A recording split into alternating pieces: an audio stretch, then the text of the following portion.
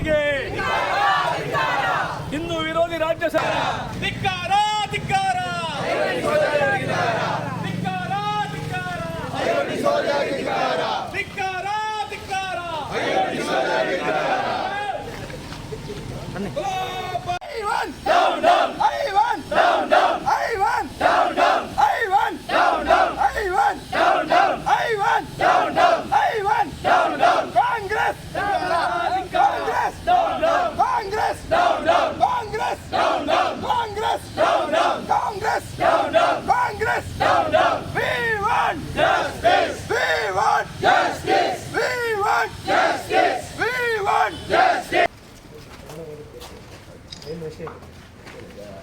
ಐವನ್ ಡಿಸೋಜ ಅವರು ಮೊನ್ನೆ ರಾಜ್ಯಪಾಲರ ವಿರುದ್ಧ ಪ್ರತಿಭಟನೆ ಮಾಡುವುದರಲ್ಲಿ ಬಾಂಗ್ಲಾದೇಶದಲ್ಲಿ ಆದಂಥ ನಿರ್ಮಾಣ ಪರಿಸ್ಥಿತಿಯನ್ನೇ ನಾವು ಪುನರ್ನಿರ್ಮಾಣ ಮಾಡ್ತೇವೆ, ರಾಜ್ಯಭವನಕ್ಕೆ ಮುತ್ತಿಗೆ ಹಾಕ್ತೇವೆ, ರಾಜ್ಯಭವನಕ್ಕೆ ಮುತ್ತಿಗೆ ಹಾಕ್ತೇವೆ, ಅವರ ಮೇಲೆ ಇದು ಮಾಡ್ತೇವೆ ಅಂತ ಹೇಳಿದ್ದಾರೆ. ಅದಕ್ಕೆ ಸುಮೋಟೋ ಕೇಸ್ ದಾಖಲೆ ಆಗಬೇಕು, ಅವರ ವಿರುದ್ಧ ಕಾನೂನು ಕ್ರಮ ಆಗಬೇಕು, ಅದರ ಹಿಂದಿರುವಂಥ ಹೇಳಿಕೆ ಹಿಂದಿರುವಂಥ ಶಕ್ತಿಗಳು ಯಾರಿದ್ದಾರೆ ಅಂತ ಹೇಳಿ ಇದಾಗಬೇಕು.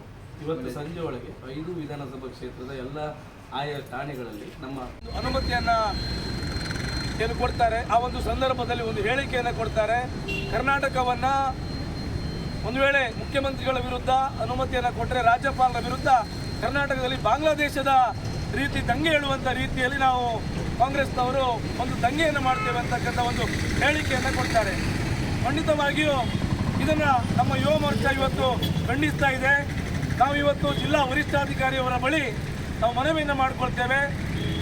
ಅವರ ವಿರುದ್ಧ ಸೂಕ್ತವಾದ ಕ್ರಮವನ್ನು ತೆಗೆದುಕೊಂಡು ಸ್ವಯಂ ಪ್ರೇರಿತವಾಗಿ ಇಲಾಖೆ ಇವತ್ತು ಅವರ ವಿರುದ್ಧ ಕೇಸನ್ನು ದಾಖಲಿಸಬೇಕು ಅನ್ನುವಂಥ ಒತ್ತಾಯವನ್ನು ನಾವು ಇವತ್ತು ಯುವ ಮೋರ್ಚಾದ ನೇತೃತ್ವದಲ್ಲಿ ಜಿಲ್ಲೆಯ 5 ವಿಧಾನಸಭಾ ಕ್ಷೇತ್ರದ ಎಲ್ಲ ಯುವ ಮೋರ್ಚಾದ ಕಾರ್ಯಕರ್ತರ ವತಿಯಿಂದ ಇವತ್ತು ನಾವು ವರಿಷ್ಠಾಧಿಕಾರಿಯವರಲ್ಲಿ ಹೇಳಿಕೊಳ್ತಾ ಇದ್ದೇವೆ.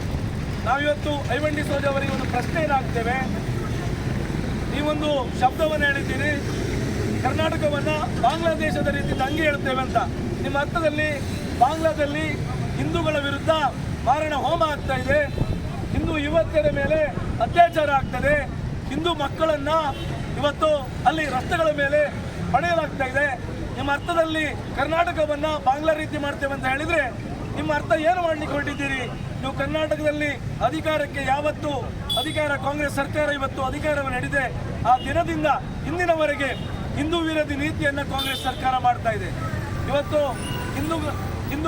ಹಿಂದೂ ಯುವತಿಯರಿಗೆ ಇವತ್ತು ರಕ್ಷಣೆ ಇಲ್ಲ. ಬೆಂಗಳೂರಿನಲ್ಲಿ ಇವತ್ತು ರಾತ್ರಿ ಒಂದು ಮಹಿಳೆ ಹೋಗ್ತಾ ಇದ್ರೆ ಅವ್ರ ಮೇಲೆ ಅತ್ಯಾಚಾರ ನಡೆಯುವಂಥ ಕಾರ್ಯ ಇವತ್ತು ಸಾಗ್ತಾ ಇದೆ.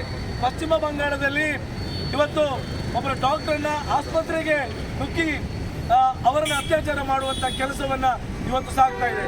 ಕರ್ನಾಟಕದಲ್ಲಿ ಒಬ್ಬ ಗೌರವಾನ್ವಿತ ವಿಧಾನ ಪರಿಷತ್ನ ಸದಸ್ಯರಾಗಿದ್ದುಕೊಂಡು ಇಂಥ ಒಂದು ನೀಚ ಹೇಳಿಕೆಯನ್ನು ಕೊಟ್ಟಂಥ ಐವನ್ ಡಿಸೋಜ ಅವರನ್ನು ಸ್ವಯಂ ಪ್ರೇರಿತವಾಗಿ ಪೊಲೀಸ್ ಇಲಾಖೆ ಕೇಸನ್ನು ದಾಖಲಿಸಿ ಅವರನ್ನು ಬಂಧಿಸಬೇಕು ಅನ್ನುವ ನೆಲೆಯಲ್ಲಿ ಇವತ್ತು ಯುವ ಮೋರ್ಚಾ ಇವತ್ತು ಆಗ್ರಹಿಸ್ತಾ ಇದೆ.